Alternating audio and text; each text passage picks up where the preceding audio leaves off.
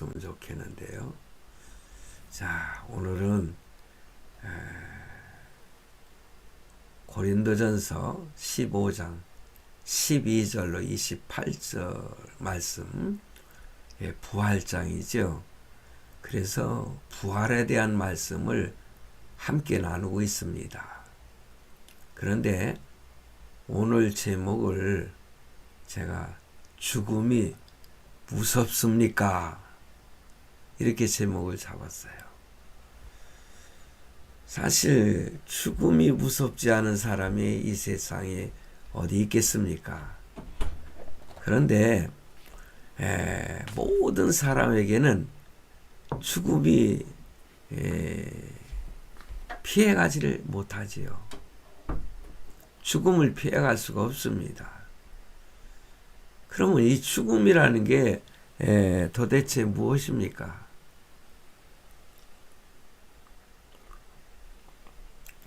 한 말씀 드리자면요, 사실 믿는 사람들에게는 죽음이라는 것이 엄청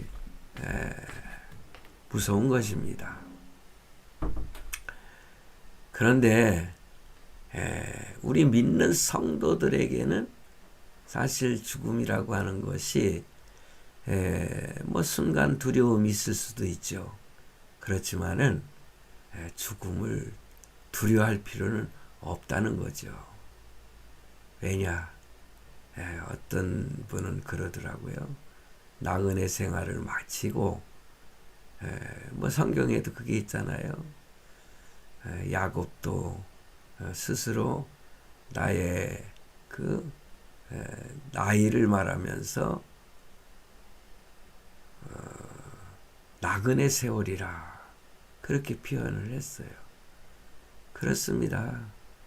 뭐 믿는 사람이나 믿지 않는 사람이나 다 이 땅 위의 삶은 나그네의 삶이죠. 그러나 그들의 삶의 종착역과 우리 믿는 성도들의 삶의 종착역은 다른 것입니다.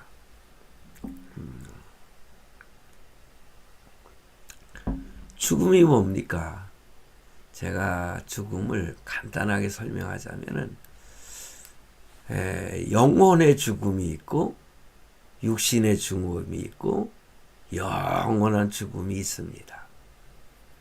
육신의 죽음은 우리는 영과 육, 이렇게 영혼과 육신으로 되어 있잖아요. 그런데 영혼과 육신이 분리되는 것, 그것이 육신의 죽음이에요. 그러니까는 우리가 죽었다, 육신이 죽었다는 것은 영혼이 떠나갔다는 거예요. 육신에서. 그러니까 분리가 됐다는 거죠. 그래, 영혼의 죽음은 뭐냐? 영혼의 죽음은 하나 생명의 근원이신 하나님과 분리가 되었다는 거예요. 하나님으로부터 떨어졌다는 거죠. 그겁니다. 한마디로 말하면은 예수 믿지 않는 것이 뭡니까? 영혼의 죽음 상태다. 그러면 예수를 믿으면은 영육이 이렇게 하나님과 합하여지기 때문에 영혼의 죽음이 아니라는 거죠. 그러므로 예수 믿으면은 얼마나 감사한 일이에요. 우리의 영혼이 살아있는 것이죠. 그리고 영원한 죽음은 뭐냐? 이제 육신이 죽어서요. 예수님이 재림하셔가지고 영원한 지옥으로 영원한 천국으로 가는 것. 이것이 영원한 죽음인 것입니다. 그러므로 예수 믿지 않는 사람들은 영원토록 지옥에 가서 그것도 영원토록 고통 속에서 살아야 된다는 것. 그 저주야말로 얼마나 큰 저주가 되겠습니까? 근데 우리 예수 믿는 성도들은 하나님과 함께 영원의 천국으로 가서 영원 무궁토록 하나님과 더불어서 영원 무궁 정말 영원한 행복 속에 살 수 있다는 것. 이것이 죽음의 결과인 것입니다. 그래서 우리 믿는 성도들이 이 부활에 대한 그 말씀을 우리가 좀 더 깊이 묵상하는 그러한 시간이 될 수 있기를 바랍니다.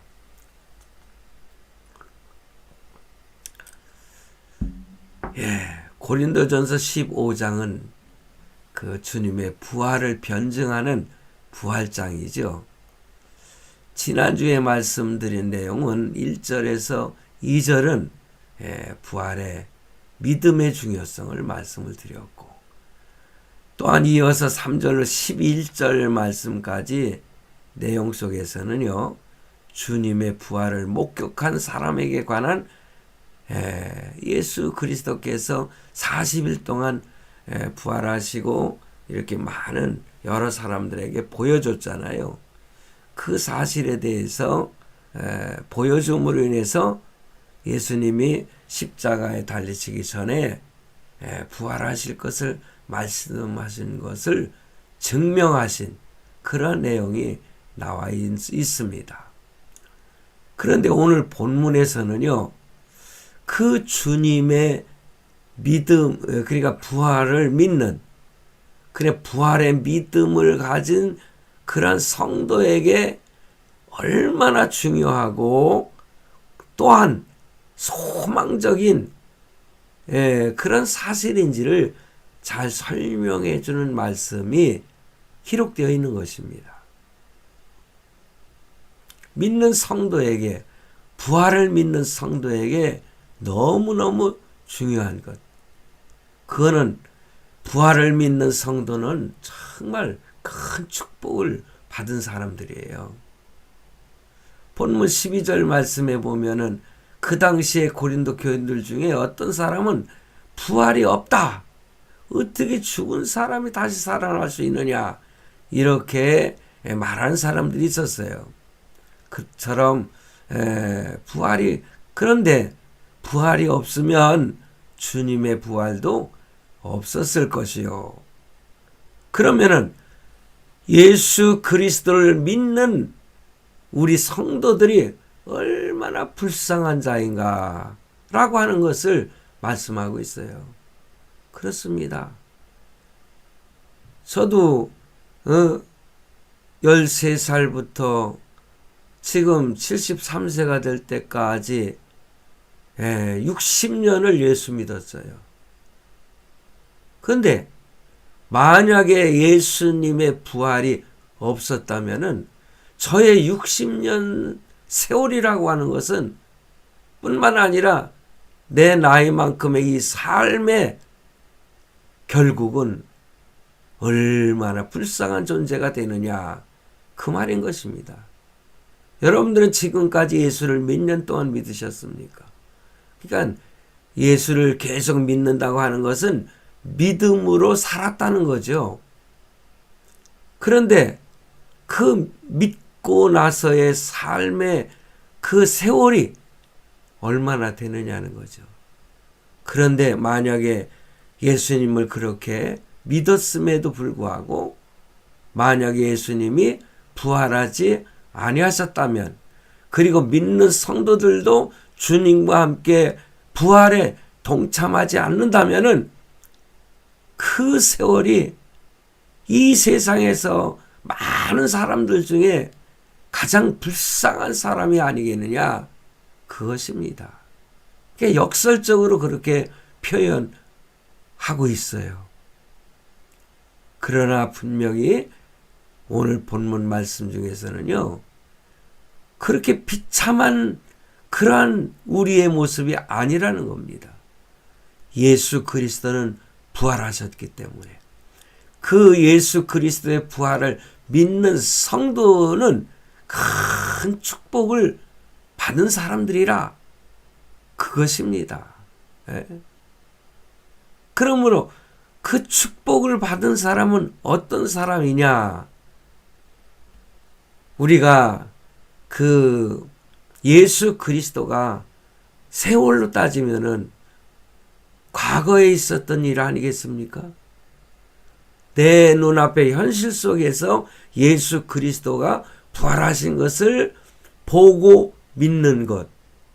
그게 아니라 과거에 그러니까 2000년 전에 예수 그리스도께서 부활하셨는데 그 예수 그리스도를 그 과거에 부활하신 예수 그리스도를 그 부활 사건을 믿는 그리고 그것이 믿어지는 사람이 얼마나 큰 축복을 받은 사람인가. 이것을 본문에서 말씀해 주고 있어요. 그래서 본문 12절로 19절 말씀에 보면은 계속해서 반복되는 비슷한 문장이 나오잖아요.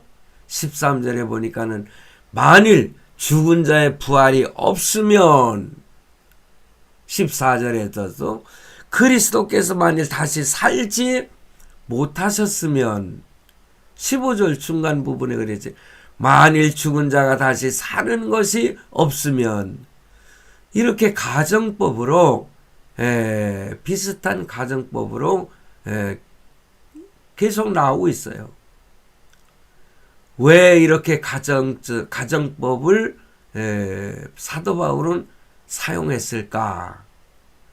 그만큼 주님의 부활은 확실한 것이라는 거예요. 그래서 반어법으로 증명하기 위해서 이렇게 가정법을 써가지고 16절도 17절도 19절도 계속해서 이렇게 만일 그리스도께서 부활하지 아니하셨다면 이렇게 강조하고 있는 것입니다. 여러분, 그처럼 예수님은 분명히 부활하셨습니다. 그래서 성경에 나오는 수많은 주님의 부활에 관한 기록은 예수님이 영으로만 부활하신 것이 아니라는 거죠. 예수님은 영으로만 부활하셔가지고 영으로 예수님의 제자들에게 나타나신 것이 아니라 실질적으로 그 몸이 부활하셨기 때문에 눈으로 볼 수가 있었다는 거죠. 그렇게 예수님이 살아나셨다는 사실에 대해서 나는 보지 못하고는 내가 보지 않고서는 나는 그것을 믿을 수가 없다고 했을 때 예수님이 그곳에 나타나셔서 참 이렇게 손을 내미시면서 도마야 의심치 마라. 한번 만져봐라. 그래서 보지 않고 믿는 자가 복이 있다. 이런 말씀을 예수님께서 말씀하셨지 않습니까? 그래서 어떤 사람들은요, 예수님이 부활하셨다고 하는 것은 제자들이 꾸민 거짓말이었다는 거예요. 왜냐? 그 예수님을 그렇게 따라다니던 그 예수님이 죽었기 때문에 얼마나 실망했겠느냐는 거죠. 그래서 많은 사람들에게 그 사실에 대해서 거짓말로 예수님이 부활하셨다. 그렇게 함으로 위로를 받으려고 했다는 것이죠. 그런데 그렇습니까? 아닙니다. 여러분, 거짓말이라고 하는 것은요, 언젠가는 분명히 이렇게 드러나게 되어 있습니다. 이상하지요.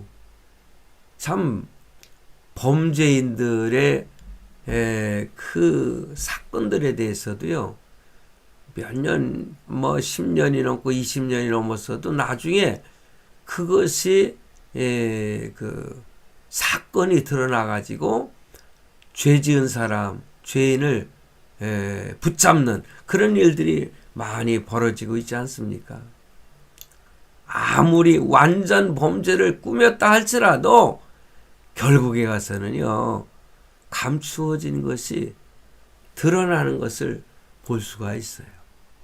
은밀한 곳에서 요즘에 그 정치적인 사건이라든가 이런 것들 보면은 아주 은밀하게 진행됐던 사건들이 막 드러나는 것을 볼 수 있지 않습니까? 그러니까 어떠한 거짓말도 결국에 가서는 드러날 수 있는 거 아니겠어요?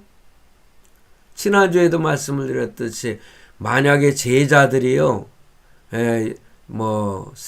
사도 요한 외에 그 예수님의 제자들은 다 순교를 했지 않습니까? 그런데 자기네들이 만약에 거짓말을 했다면은 그 거짓말을, 그 말을 어떻게 그 말 가지고 목숨을 걸을 수 있겠느냐는 거죠. 꾸며낸 거짓을 위해서 그 많은 사람들이 목숨을 걸 수가 있겠느냐. 그처럼 부활의 분명한 여러분 역사성을 우리가 증명을 하려고 해도 믿지 않는 사람들이 있다는 거죠. 여러분들은 믿어지십니까? 과거에 예수님이 부활하셨다는 사실에 대해서 믿어지십니까? 성경이 믿어지시느냐? 예수님이 아기 예수로 탄생하신 것은 동정녀 마리아에게 성령으로 잉태되어 탄생하셨다고 하는 사실이 여러분 믿어집니까? 과거에 있었던 그 사건들에 대해서 믿어지지 않는 것은 불행한 것입니다. 그러므로 과거의 사건, 예수 그리스도께서 십자가에 못 박혀 죽으셨다가 다시 살아나셨다고 하는 그 사실이, 과거에 그 부활하셨다는 그 사실이 믿어지는 것이 복을 받은 사람의 결과라는 거죠. 얼마나 큰 축복인지 모릅니다. 뿐만 아니라 현재 부활의 은혜를 또한 체험하는 사람처럼 복받은 사람이 어디 있겠어요? 비슷한 말씀이지만은요, 내가 당신은 예수님의, 저를 향해서 예수님의 부활에 대해서 믿습니까? 했을 때, 예, 나는 믿습니다. 이렇게 말할 수 있다고 하는 그 사실이 큰 축복을 받은 증거라는 거죠. 여러분에게 질문합니다. 과거에 예수 그리스도께서 십자가에 죽으셨다가 사흘 만에 부활하셨어요? 육신이 부활하셨어요? 그게 믿어졌어요? 그러면 지금 이 순간에 그 사실에 대해서 당신이 말로 한번 시인할 수 있습니까? 했을 때에 예수님은 부활하셨고 저는 확실히 부활하신 그 예수 그리스도를 믿고 성령 하나님께서 그 사실에 대해서 내 안에서 증명하고 계십니다. 이렇게 대답할 수 있다고 하는 것, 이것이 얼마나 큰 축복인지 몰라요. 역사상 주님의 부활 그 사건만큼 위대한 것이 어디 있겠습니까? 그러나 이 부활의 사건이 현재 나의 삶 속에 실제로 역사하지 않는다면은 그 부활은 의미가 없게 되는 것입니다.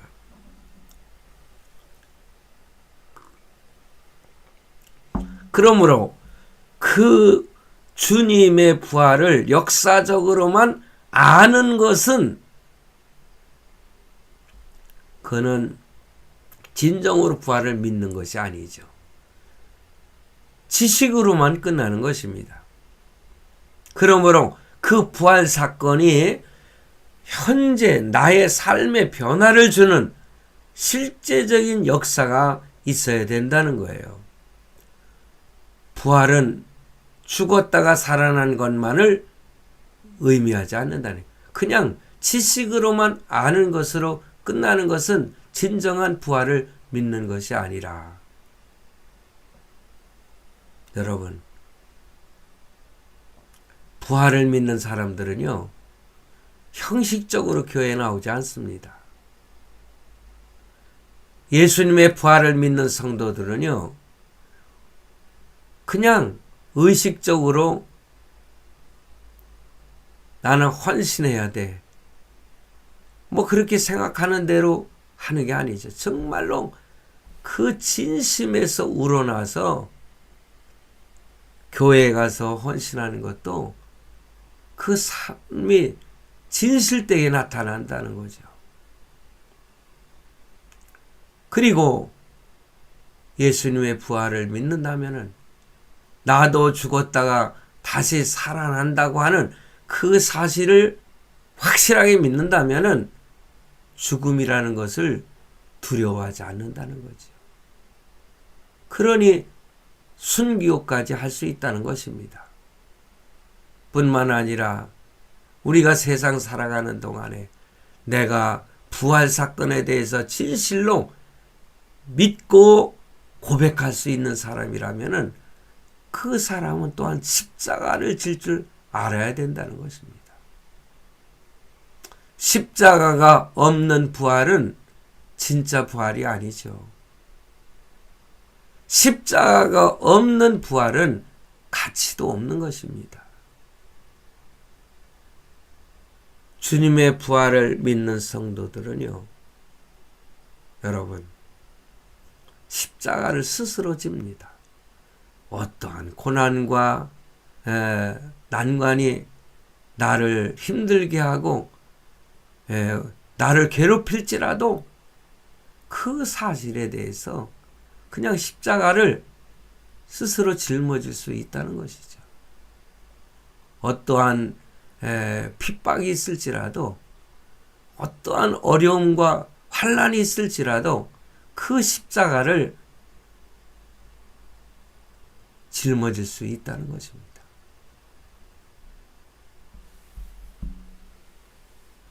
신앙생활에서 헌신과 섬김이 없이 우리는 수준 높은 신앙을 가지고 신앙생활을 할 수가 없어요. 어떤 신앙생활을 헌신한다는 거나 십자가를 지는 일이 없이 높은 신앙을 가질 수도 있고 영성이 깊어질 수도 있고 능력도 생기고 영안이 열린다, 이러한 사실을 혹시 믿는다면은 그는 사단의 유혹일 수밖에 없는 거예요. 십자가가 없이는 그런 능력 있는 삶이 있을 수가 없다는 거죠. 십자가가 없이 그런 것들도 내 신앙생활에서 나타날 수 있다, 이렇게 믿어지는 것은, 그거는 어찌 보면은 사단의 유혹에 빠진 것이다. 이해가 되십니까? 제가 말씀드리고자 하는 그 의미를. 열심히 큐티도 하고 열심히 예배에도 참석하고 영성 집회에도 참석하고 간증 집회에도 가고, 내가 아는 어떤 그 여자 동창 하나는요, 천주교에서 행하는 그런 집회나 이런 데 열심히 다닌다고 그러더라고요. 근데 저는 그가 진정으로 예수를 믿지 않는다면은 아무 의미가 없는 것이라고 얘기를 했더니 자기는 그렇지 않다고 말을 하지만은 저는 좀 우려가 되더라고요. 혹시 우리 예수 믿는 사람들 가운데서도요, 그렇게 열심히 산에도 가고 영성 집회에도 가고 그런다 할지라도, 여러분, 십자가를 지지 않는 삶을 통해서 나타나는 것은 진정한 영성이라고 할 수 없다. 그겁니다. 왜 사람들이 영성이 없느냐? 왜 능력이 없느냐? 마음에 평화가 없느냐? 결국 십자가에 죽지 않기 때문에 그래요. 내가 죽지 않기 때문에 욕심만 부리고 질투만 하고 짜증만 내는 것입니다. 나는 날마다 죽노라 이렇게 고백하는 사도 바울을 우리는 본받아야 되지 않겠습니까? 내가 진정 마음의 평화를 얻기를 원한다면은 수고의 짐을 지는 법을 배워야 됩니다. 내 십자가를 질 줄 아는 그런 믿음이 있어야 된다는 거예요. 그럴 때에 반드시 부활의 믿음을 그리고 현재에서도 체험하게 하실 수 있도록 하나님께서 은혜를 베풀어 주시는 것입니다. 그리고 어느 누구도 그의 평안을 빼앗지 못하는 그러한 은혜를 받은 복된 믿음의 소유자가 되게 하신다는 것입니다. 마지막으로 성도 여러분, 그 미래의 부활에 대한 소망을 갖게 된다는 거지요.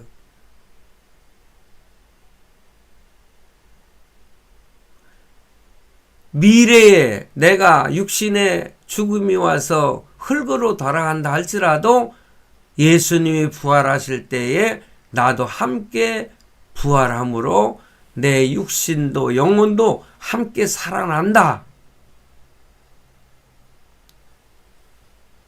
그러므로 예수 믿지 않은 사람들도 영육이 함께 부활이 되고 예수 믿는 성도들도 영육이 함께 부활이 돼가지고 영육이 함께 천국에 가느냐 영육이 함께 지옥에 가느냐 이렇게 분류가 되는 것입니다.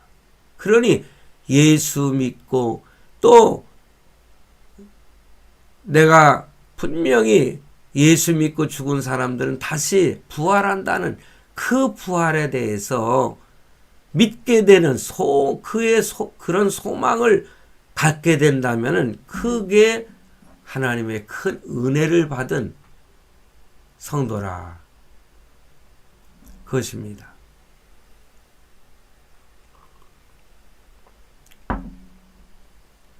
오늘도 제 몸이 좀 다운이 됐는지 설교하기가 그렇게 쉽지 않네요.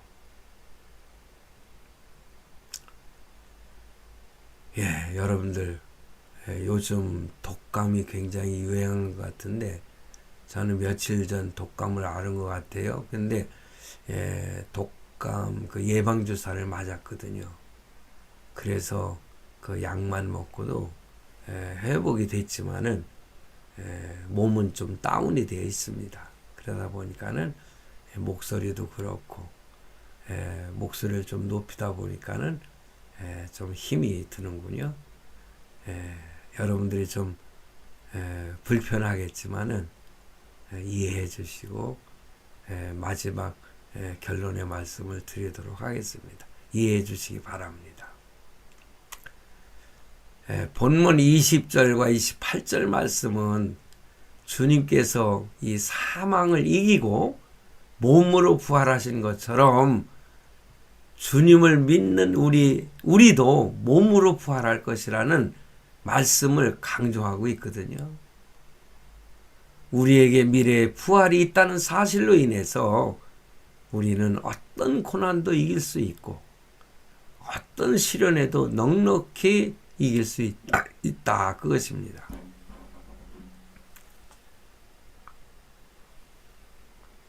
그렇기 때문에 기쁜 마음으로 충성하고 헌신할 수 있는 것입니다.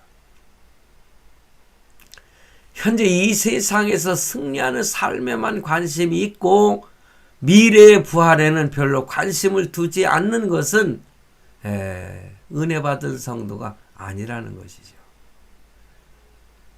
여러분, 19절 말씀을 보면은 만일 그리스도 안에서 우리가 바라는 것이 다만 이 세상의 삶뿐이면 모든 사람 가운데 우리가 더욱 불쌍한 사이라. 그렇죠.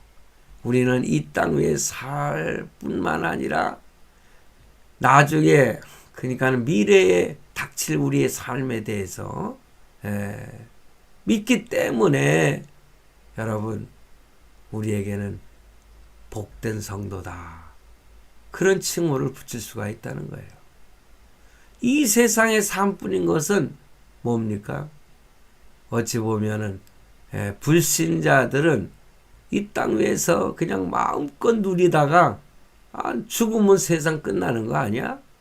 이렇게 살아가는 사람들이에요. 그러나 우리는 다음에 그 영원한 삶이 또 우리에게 있기 때문에 이 세상의 삶에 우리는 만족하지 않죠. 그러므로 이 땅 위에서 어떤 부가 있으면 이거를 이웃에게도 나누고 그러는 거 아니겠습니까? 여러분, 종교를 가진 사람들의 궁극적인 목적이 뭡니까? 뭐 고상한 척하는 사람에게는 유치하게 들릴지 모르지만은 그 목적은 죽음이라는 것을 해결하는 것. 그것이 종교를 가진 사람들의 궁극적인 목적이 아니겠습니까? 그런데 우리는 이미 죽음을 해결한 사람들이에요. 왜냐? 우리만이 참 종교를 가진 사람들이잖아요. 우리 기독교만이 참 종교인 것입니다. 여러분, 불교에는 부활이 없어요. 여러분, 석가모니는 보니까는 버섯나무를 먹고 복통으로 병들어 죽었다고 하더라고요. 어느 날 80세가 된 석가모니가 거하고 있는 숲속에 있는 대장장이 어떤 춘다의 집에 갔는데 그가 공양을 했다는 거죠. 공양은 이제 먹을 거를 주었다는 거예요. 그게 뭐였냐면 버섯나물이었답니다. 그런데 그 버섯나물을 먹고 식중독이 일으켜서 죽었다. 그렇게 기록이 되어 있어요. 그때 석가모니는 죽으면서 이렇게 말을 했답니다. 가죽끈이 끊어지고 수레바퀴가 무너지는도다. 모든 인생들이 가는 길을 나도 이제 마침내 가는구나. 어찌 보면은 멋있는 죽음을 하는 것 같죠? 근데 결국은 그 석가모니는 부활하지 않았잖아요. 유교에도 부활이 없습니다. 잘 알듯이 공자에게 죽음에 대해서 제자가 물으니까 내가 현재의 삶을 사는 것도 잘 모르겠는데 어떻게 죽음을 알 수 있느냐? 이렇게 대답을 했다는 거 우리가 잘 알고 있잖아요. 위대한 철학자 소크라테스, 나우나가 테스형 하는 그 소크라테스는 그의 철학을 말할 때에 철학은 죽는 연습이다. 그렇게 말을 했다고 합니다. 이슬람교도 마찬가지예요. 예. 이슬람교의 창시자인 마호멧, 그는 무덤만 있을 뿐입니다. 그러나 우리가 믿는 기독교는 부활이 있습니다. 예수 그리스도께서 부활하셨다는 말씀입니다. 예수님은 십자가에 죽으셨다가 사흘 만에 부활하셨기 때문에 예수님의 그 무덤은 이 땅에 존재하지 않습니다. 여러분, 그러므로 우리는 이 땅 위에서 당당하게 살아갈 수가 있는 것입니다. 사실상 우리가 당하는 가장 무서운 현실이 뭡니까? 죽음 아닙니까? 모든 사람들은 곧 죽게 되는 거예요. 저도 나이가 들어갈수록 뭐 죽음이라고 하는 그 연수가 자꾸 줄어들지 않겠습니까?